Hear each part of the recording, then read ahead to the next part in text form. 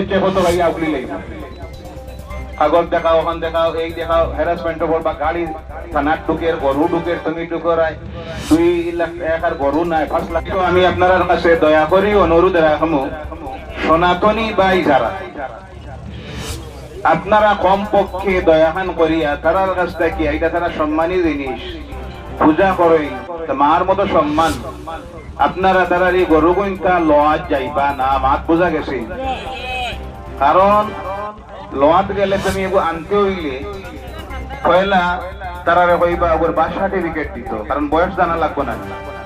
জি birth certificate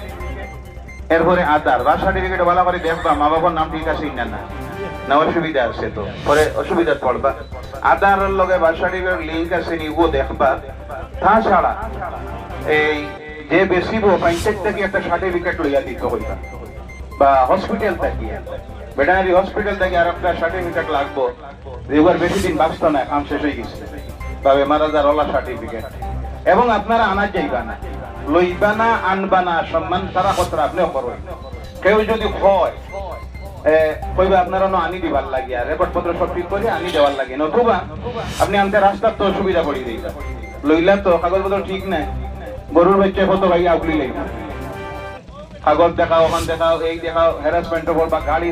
থানার ঢুকের গরু ঢুকের তুমি ঢুকরাই 2,00,000 আর গরু নাই 5 লাখ টাকা দিয়ে সুখা লাগে। আল্লাহর ওয়াস্তে এই জায়গার মালিক আল্লাহ আপনারা সবর করুন গরুটারে লোয়া বাদ দিলেন আর এখানে রাষ্ট্রীয় পশু হিসাবে স্বীকৃতি দেওয়া কবে তো কিছু গরু এখন লোয়ার প্রয়োজন আছে দুধের গাই আইন লোয়ার প্রয়োজন আছে। এটার লাগি আমরা সরকারের কাছে দাবি জানাইব যে গরুর মার্কেট গুলা খোলা থাকতো মানুষের যে প্রয়োজনীয় যে বিক্রি শিখি এগু করার এগু করতো। কিন্তু আজকে দেখা যায় প্রশাসন তাকিয়া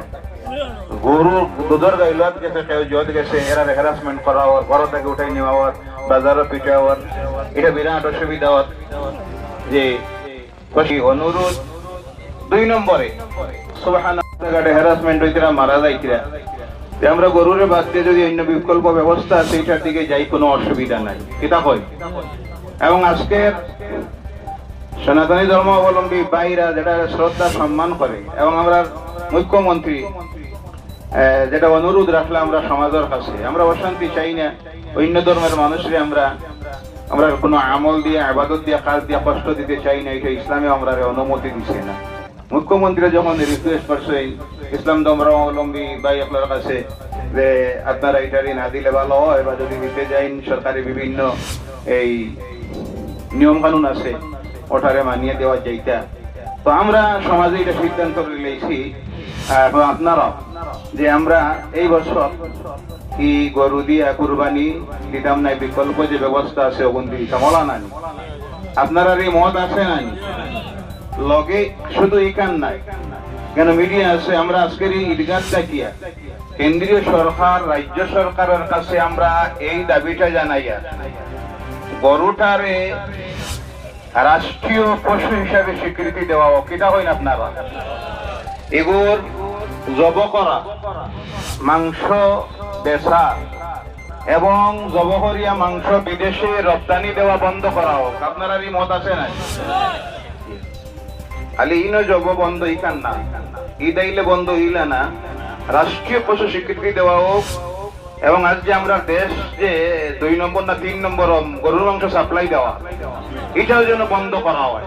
এই দাবিও আমরা আছে না নাই জি। এবং গরুর ব্যবসার লগে যারা জড়িত ভাই আপনার কাছে আমার জোড়াতে অনুরোধ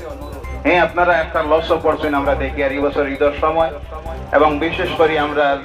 গরিব ভাই আইন যারা পাড়ে জঙ্গলে যারা খেত খামারও আছে তারা আর বছরের একটা শুধু আশা থাকে যে গরুটা বেশি আর বকরা ঈদের সময় একটা পয়সা পাইতো কারণ খেতপাত করিয়ে তারা পয়সা বেশি পায় না এটা মালিক দেওয়া লাগে